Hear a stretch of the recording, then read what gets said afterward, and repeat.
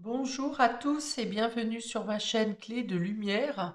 Je vous présente dans cette vidéo la guidance mensuelle pour les poissons et ascendants poissons pour le mois d'avril. J'espère que vous allez tous bien, que les choses se déroulent au mieux possible pour vous, ou qu'en tout cas vous vous dirigez vers ce qu'il y a de mieux dans votre avancée.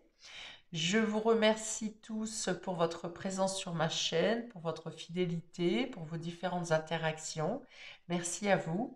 Et j'accueille avec plaisir les nouveaux visionneurs qui, j'espère, trouveront le même intérêt dans le contenu de ma chaîne. Je rappelle toutefois qu'il s'agit d'une guidance générale et que ça peut ne pas parler à tout le monde. Ne prenez donc juste que ce qui a du sens avec ce que vous traversez. Et ce qui ne vous convient pas, ce qui ne vous parle pas, vous le mettez de côté.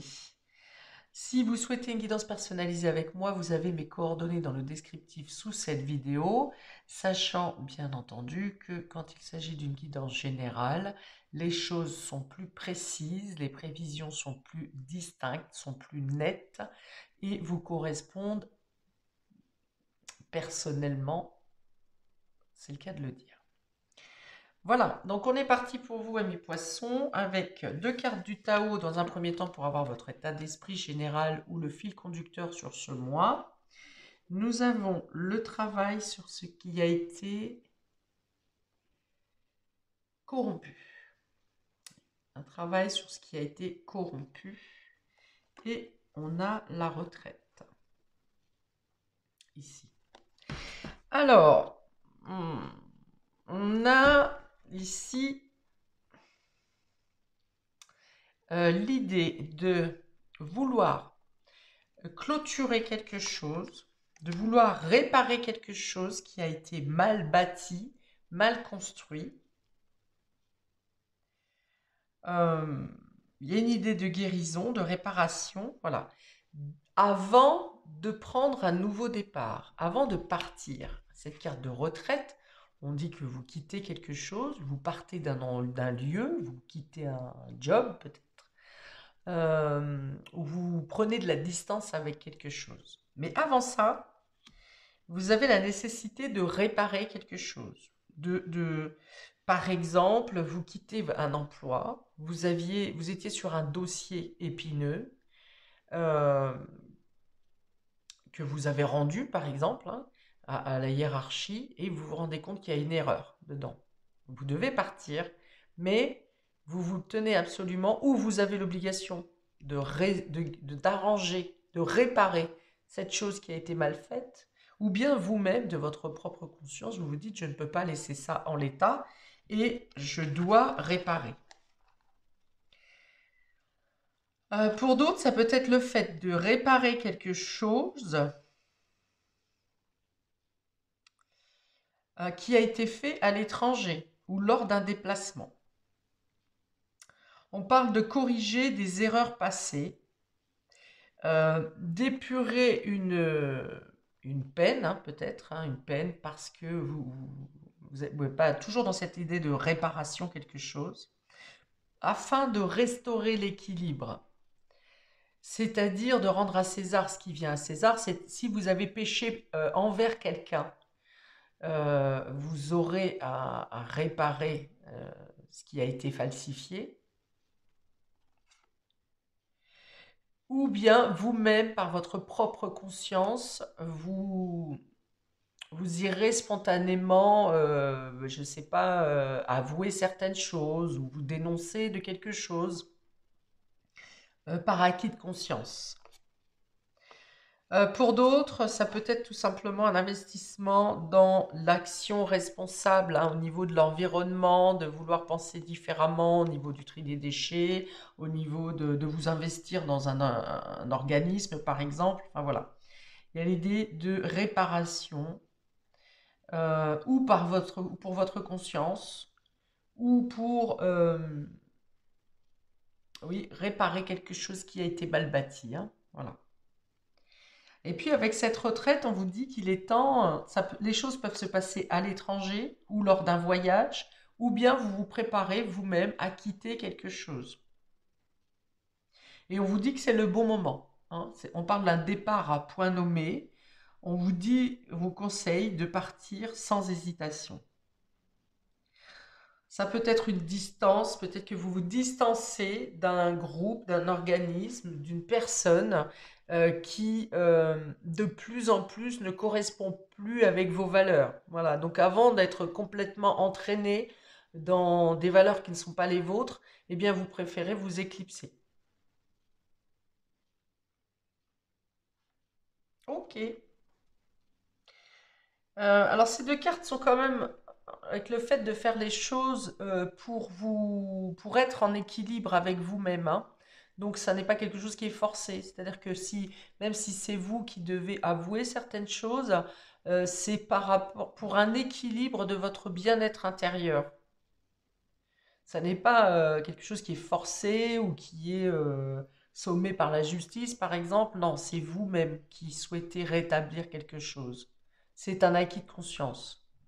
Ok? Et c'est pour aussi pouvoir ensuite partir sereinement, la conscience tranquille, en paix, dans une autre voie. Voilà. Ok, on va voir pour la suite. Ami Poisson, on va regarder le domaine relationnel et affectif. Alors ici, on a la carte de l'intérêt, de l'emprise et de l'illusion. Alors ici, j'ai des personnes qui sont coincées dans une situation qui ne savent plus comment s'en sortir dans le domaine relationnel et affectif. Alors, soit parce que vous avez engagé quelque chose dans le domaine financier et vous ne savez plus comment vous en défaire, vous êtes coincé ici, parce que, quelles que soient les démarches que vous faites, vous obtenez toujours des réponses qui ne sont pas précises ou des réponses qui vous embobinent encore plus. Euh, Avec cette carte d'emprise, on a l'impression soit d'être espionné pour une question matérielle, hein, parce que cette carte d'intérêt, c'est de l'argent, c'est des finances. Donc on est espionné, vous sentez espionné pour une question matérielle, je vais y arriver. Peut-être même qu'on vous harcèle pour que vous payiez telle chose, telle manière. Ça peut être par exemple un contentieux, hein. On vient vous mettre en contentieux pour une situation que vous ne voyez pas de quoi il s'agit. Enfin, voilà, avec cette carte de l'illusion. Alors soit vous avez été, vous êtes fait prendre à votre, je sais pas, par une vente forcée par exemple. Alors pourquoi ça tombe dans le domaine relationnel et affectif? Parce que émotionnellement, ça vient vous toucher, hein, intérieurement, ça vient vous toucher intérieurement. Et puis, ou bien c'est que vous avez fait un achat pour le couple, hein, ou pour faire un cadeau, pour offrir à quelqu'un. Et là, vous vous sentez coincé dans une situation. Bon, avec l'illusion, il y a quand même l'idée de choses qui ne sont pas tout à fait avouées, de choses qui ne sont pas tout à fait dites, d'autant que le dos de deck, on a encore le fait de faire tomber les masques ici, hein, d'être obligé d'être sincère, ou en tout cas d'aller chercher comment? Avec persévérance, d'aller chercher des réponses, hein. Ça ne vient pas tout seul, quoi, hein. Donc, je disais, avec cette carte d'emprise, soit vous vous sentez espionné ou menacé, soit vous-même vous êtes en hyper-vigilance pour trouver le fin mot de l'histoire sur quelque chose qui ne tourne pas rond euh, dans le domaine matériel. Ouais, donc là, il y a effectivement, donc il y a une notion d'espionnage quand même, hein, que ce soit vous qui soyez espionné ou que ce soit vous qui espionniez. Il y a une idée d'être quand même hyper vigilant ici pour trouver des vérités dans une situation. Alors, soit qui concerne, j'ai dit, le domaine matériel ou financier, ou qui concerne aussi peut-être un quotidien qui change. Un quotidien qui a changé et qui est suspect du coup.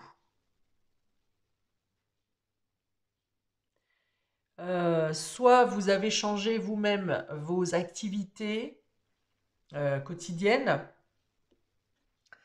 et, euh, et dans ce cas-là, bah, vous êtes observé, ou bien l'autre a changé quelque chose euh, dans son quotidien et c'est vous qui êtes en vigilance, dans l'observation. En tout cas, ces trois cartes sont rouges, hein, donc là, on n'est vraiment pas dans la clarté, on n'est vraiment pas dans la communication, on n'est pas dans l'ouverture d'esprit. C'est vraiment trois cartes qui incitent à la méfiance ici, hein, notamment dans le domaine matériel ou dans le quotidien. Et il y a vraiment cette nécessité, hein, vous voyez, pour changer de couleur, d'aller chercher des réponses, hein, de chercher, de peaufiner, de creuser, hein, pour faire tomber les masques, pour trouver des réponses, pour ouvrir une communication et pour avoir une éclaircie, pour changer de ton, de teinte, dans l'humeur, dans les énergies. Euh, hmm. Ok, on continue par le domaine matériel et concret. Donc ici, j'entends le travail, justement, le quotidien, les activités, les concrétisations, les contrats, les finances. Alors, on a ici la femme, la trahison, donc il y a de quoi être méfiant a priori là, et la bienveillance. Ok. Donc effectivement, là encore, je reviens sur l'idée que vous pouvez être espionné, qu'on cherche à vous duper, à vous faire prendre des vessies pour des lanternes. D'ailleurs, ça peut être quelqu'un qui vraisemblablement vient à vous en disant qu'on veut que votre bien, que quelqu'un qui vient, euh, qui arrive comme un sauveur au final et qui finalement n'a pas les idées désintéressées du tout. Ok. Alors, là, j'ai quand même deux polarités. Ça peut être une femme qui vous trahit et ça peut être une autre femme qui est aussi dans la bienveillance pour vous dire d'être vigilant justement, ou pour vous protéger, ou pour vous conseiller par exemple. Parce que la carte de la trahison est au milieu. Donc, on peut avoir soit une femme qui a ces deux polarités, hein, qui cherche qui arrive en arrivant sauveur et finalement cherche quelque chose, soit il y a une femme qui trahit et une femme qui est dans l'écoute et qui vous accompagne. Alors, je dirais donc si vous avez des contrats à signer sur ce mois d'avril, d'être dans l'observation, hein, ici avec cette carte d'emprise, et d'ailleurs j'ai aussi la carte de la méfiance ici, donc de regarder, soit vous attendez une autre période pour signer, pour vous engager, soit vous êtes très vigilant et vous observez les contrats dans le détail, hein, les petites lignes et les sous-petites lignes et les doubles astérix, enfin tout ça. Si vous ne sentez pas quelqu'un qui en fait trop, parce que là je sens quelqu'un qui en fait trop, qui est beaucoup peut-être voire théâtral, hein, et qui veut essayer de vous accaparer à tout prix, écoutez-vous et prenez la distance nécessaire.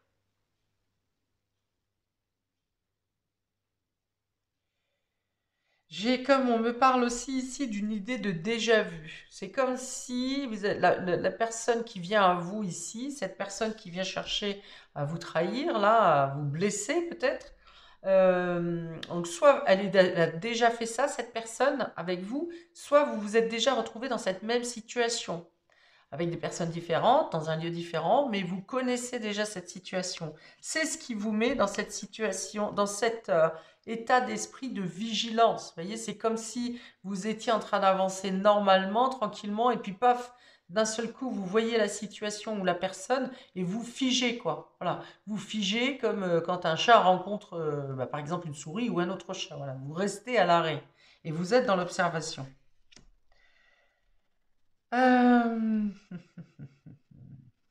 Voilà, la carte de la femme va aussi venir vous dire ici, utilisez votre sensibilité, votre sensitivité, alors, sensibilité et votre côté sensitif. Voilà, je vais trancher comme ça. Votre côté sensitif va vous être d'un grand secours hein, sur ce mois d'avril, surtout quand vous vous sentirez menacé.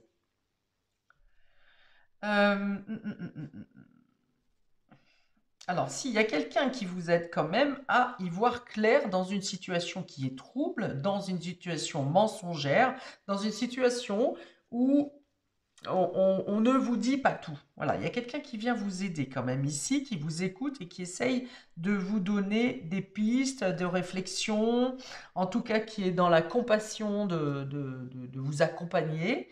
Voilà, vous n'êtes pas démunis, vous n'êtes pas totalement seul ici, hein. Les choses peuvent s'assouplir sur la fin du mois, hein. Même si la carte de la trahison est au centre, euh, il y a des vérités qui arrivent après le 15 mars, et encore je dirais même après le 20 mars, des vérités commencent à surgir et vous permettent de vous sentir plus à l'aise, hein, de relâcher la pression de ce chat qui est sous haute surveillance là. Voilà. La dernière semaine, je pense, même les 10 derniers jours de mars, vous vous sentirez plus soulagé. Parce que le problème aussi, c'est que quand on ne sait pas les choses, ben on imagine le pire. Et souvent, la vérité se passe au milieu. C'est ni trop sincère, ni trop catastrophique. Ça se passe au milieu. Mais notre esprit, notre mental a cette faculté à envisager le pire. Donc au final, sur la troisième partie du mois, vous êtes plutôt dans cet état d'esprit d'être rassuré, d'être consolé, d'arranger les choses, de vous sentir mieux, hein. C'est comme si d'un seul coup on vous enlève une chape sur les épaules là et vous vous sentez un peu plus léger. Les relations sont aussi euh,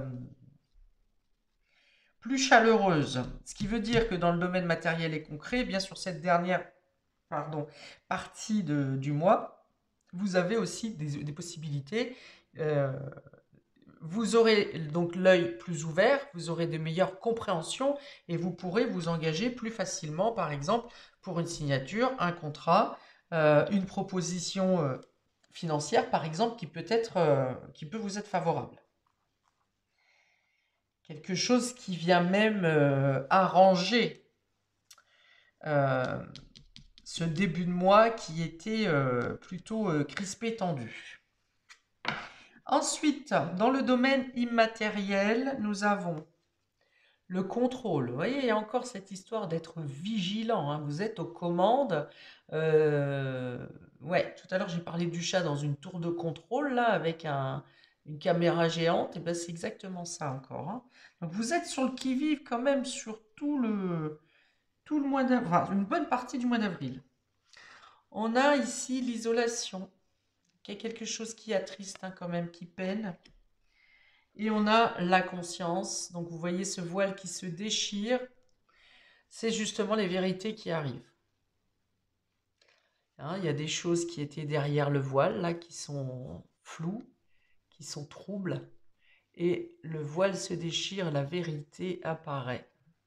On reste totalement dans le thème depuis le début du jeu. Donc voilà, je ne vous ai pas expliqué pour ceux qui regardent pour la première fois ma chaîne, le côté immatériel de cette dernière ligne, eh bien c'est tout ce qui n'est pas matériel.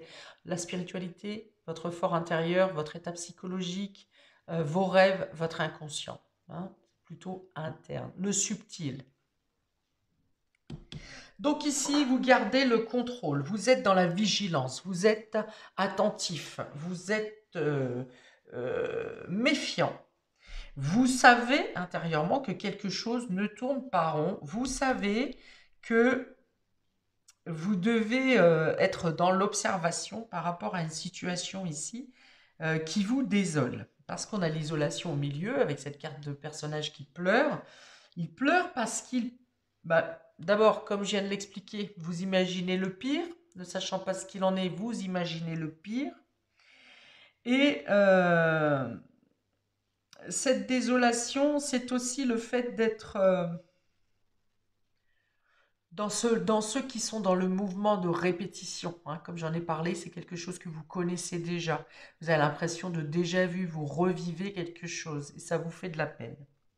Ok, toujours est-il que avec cette dernière carte, le voile qui se déchire, les vérités vous viennent. Alors, certaines vérités, vous les avez déjà pressenties, mais vous avez quand même l'éclairage réel, concret qui vient à vous. Hein, des réponses claires qui viennent à vous. Alors bien sûr, qui vont venir vous conforter dans ce que vous aviez déjà pressenti.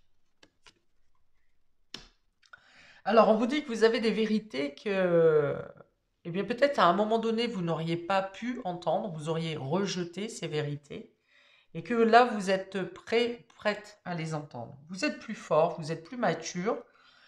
C'est peut-être pour ça certaines personnes n'ont pas osé vous le dire avant.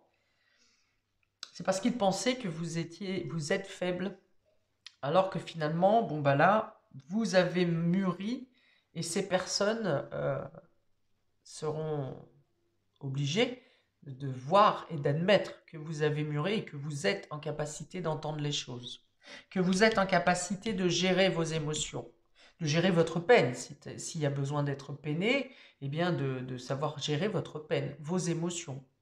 Ça n'appartient qu'à vous. Si vous avez à pleurer, eh bien vous pleurerez si vous avez envie de le faire.